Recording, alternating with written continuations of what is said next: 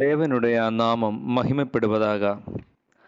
இன்று தவக்காலத்தின் 4வது ஞாயிற்றுக்கிழமை. இன்று நாம் தியானிக்கும் விஷயம் இயேசு கிறிஸ்து அனைவருக்கும் மீட்பு சாத்தியமாக்குகிறார் என்பதாகும். இயேசு கிறிஸ்து அனைவருக்கும் மீட்பு சாத்தியமாக்குகிறார். அதற்கு அடிப்படையாக தந்துள்ள வேத பகுதி பரிசுத்த மத்தேயு எழுதின சுவிசேஷம் 15-ാം അധ്യായം 21 മുതൽ 28 വരേക്കുമുള്ള വസനങ്ങൾ. പരിശുദ്ധ മത്തേയു എഴുതിന സുവിശേഷം 15-ാം അധ്യായം 21 28 വരേക്കും. நமது கர்த்தர் மீட்பு கொடுப்பவர் ஆகும். அவர் எல்லாவற்றையும் மீட்டுக்கொள்கிறார். மீட்டுக்கொள்ள முடியாத அளவுக்கு எதுவும் இழந்து போகவில்லை என்கிற புரிந்து கொள்ளுதல் ஆகும் நம்முடைய மீட்பை உண்மையாக மாற்றுவது. ஆனால் பல சமயங்களிலும் நம்முடைய சிந்தனை இதற்கு நேர்மாறாக இருக்கும். அதாவது, நாம் எல்லாவற்றையும் இழந்து விட்டோம், இனி ஒன்றுமே நமக்கு திரும்ப கிடைக்காது. அப்படிப்பட்ட சிந்தனைகளினால் வாழ்க்கையே இழந்து போன சிலர்களை நாம் பார்த்திருக்கிறோம்.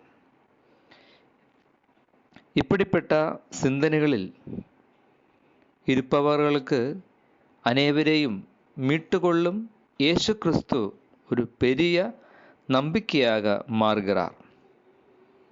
இந்த கர்த்தர் மேல் இருக்கும் நம்பிக்கை நமது வாழ்க்கையை முன்பதாக கூட்டி செல்லும். தந்துள்ள வேத பகுதியில் கானான் ஊரை சேர்ந்த ஒரு ஸ்திரீயின் மகளை கர்த்தர் சௌக்கியத்தின் மூலம் மீட்டுக்கொள்வதை பார்க்கிறோம்.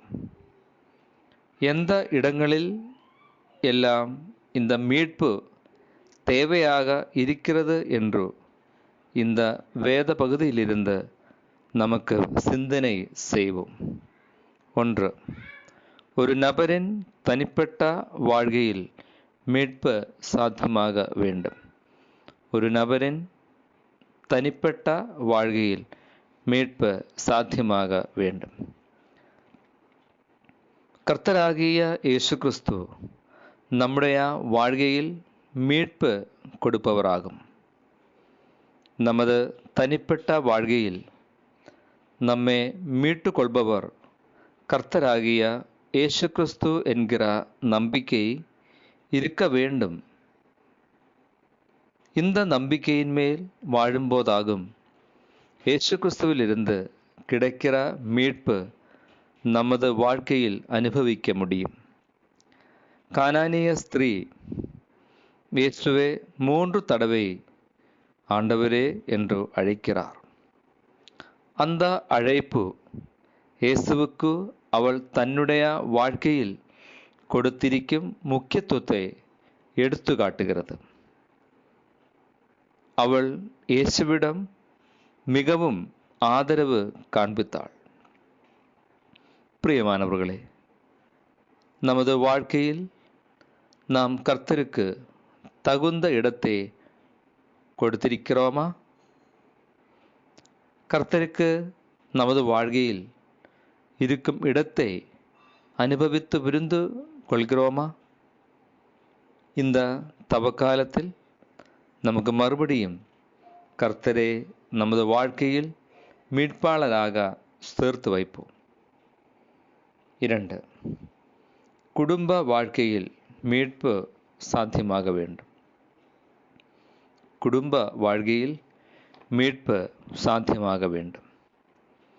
கானானிய ஸ்திரீ ஒரு குடும்ப வாழ்க்கை வாழ்ந்து கொண்டு வருபவர்களாகும்.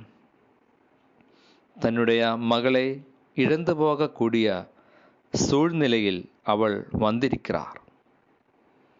தன்னுடைய மகளின் மீட்பிற்காக ஆகும் அவள் இயேசுவிடம் வந்து சேர்ந்தது.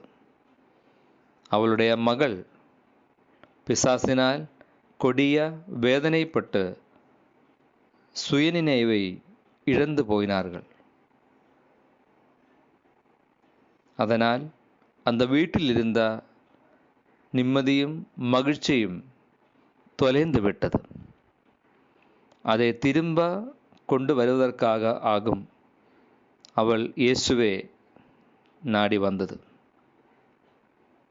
பிரியமானவர்களே, நமது குடும்ப வாழ்க்கையில் நாம் எதெல்லாம் இழந்திருக்கிறோம்? அன்பே இழந்திருக்கலாம். ஒருவரே ஒருவர் இடையேயான பாதுகாப்புக்கும் மரியாதையும் குறைப்பட்டிருக்கலாம். அப்படியாக இருந்தால் நமது குடும்பங்களில் கர்த்தரின் மீட்பு சாத்தியமாக வேண்டும். அந்த மீட்பு அன்பும் மரியாதையும் ஐக்கியமும் நமக்கு திரும்ப கொடுக்கும். சுயநினைவு இழந்த ஒருவர் நமது குடும்பத்தில் இருந்தால் அவர்களை மீட்டு கொள்ள நமக்கு முடிய வேண்டும். இழந்து போனவர்களை நினைத்துள்ள வழியாகும் நம்மை மீட்பின் அனுபவத்திற்கு கொண்டு செல்வது. நம்மை குறித்து பிதாவாகிய தேவனுக்கு இருந்த வழியாகும் கிறிஸ்துவின் மூலம் நமக்கு கிடைத்த மீட்பு. கிறிஸ்துவில் பிரியமானவர்களே, நாம் எதை இழந்து விட்டோம் என்று கண்டறிந்து அதை மீட்டு கொள்ளும் போதாகும் குடும்ப வாழ்க்கை ஆசீர்வாதமாக மாறுவது. இங்கு பிசாசினால் கொடிய வேதனைப்பட்டு சுய நினைவை இழந்த மகளை மீட்டுக்கொள்ள இயேசுவினால் முடியும் என்று நம்பிக்கை கொண்ட ஒரு தாயை இங்கு பார்க்கிறோம். நமது குடும்பத்தின் இழந்து போனதை கிறிஸ்து மூலமான அனுப்பினால் நமக்கு மீட்டுக்கொள்வோம். 3. வேற்றுமை அடைந்தவர்களை அரவணைப்பதின் மூலம் சாத்தியமாகும் மீட்பு. வேற்றுமை அடைந்தவர்களை அரவணைப்பின் மூலம் சாத்தியமாகும் மீட்பு. சமுதாயத்தில் வேற்றுமை கற்பிக்கப்பட்ட ஒரு ஸ்திரீயாகும் கானானிய ஸ்திரீ. அப்பேற்பட்ட ஒரு சமுதாயத்தின் பிரதிநிதியாக அந்த ஸ்திரீ இருந்தாள் என்பது கர்த்தராகிய இயேசு கிறிஸ்துவின் சொல்களிலிருந்து நமக்கு நன்றாக புரிந்து கொள்ளலாம். கர்த்தர் அவரது ஊழிய தலங்களை விட்டு வெளியே பிரயாணம் செய்வதை இந்த பகுதியில் பார்க்க முடியும். அந்த பிரயாணத்தினில் முதலில் இயேசுவிடம் வந்த ஸ்திரீயாகும் கானானிய ஸ்திரீ. கர்த்தருக்கும் கனானிய ஸ்திரீக்கும் இடையேயான பேச்சுவார்த்தையின் கர்த்தரின் அன்பை அவள் அனுபவித்து புரிந்து கொள்கிறார். அவளது விசுவாசத்தை கர்த்தர் சில கேள்விகளினால் சோதனை செய்யும் போதும் அவள் மேல் இருக்கும் அன்பும் மரியாதையும் கர்த்தருடைய வார்த்தைகளிலிருந்து நமக்கு உணர்ந்து கொள்ள முடியும். இங்கு அந்த ஸ்திரீயின் மகள் குணமடைவது கர்த்தரின் அன்பின் அடையாளமாகும். அந்த அன்பு அவளுடைய விசுவாசத்தையும் பெரிதாக மாற்றுகிறது. கர்த்தர் அவளுடைய விசுவாசத்தை பாராட்டுவதை இந்த பகுதியில் குறிப்பிடப்பட்டுள்ளது. சமுதாயத்தினால் வேற்றுமை அடைந்தவர்களையும் புறங்கணிக்கப்பட்டவர்களையும் கண்டறிந்து அவர்களை சேர்த்தணைக்கலாம். தொழில், நிறம், சாதி இவைகளை குறிப்பிட்டு புறங்கணிக்கப்பட்ட அநேகர் இன்று நாம் சார்ந்த சபையினிலும் சமுதாயத்தினிலும் பார்க்க முடியும். அவர்களை நேசிப்பதற்கும் கிறிஸ்துவின் அன்பினால் சேர்த்து கொள்ளவும் நம்மால் முடிய வேண்டும்.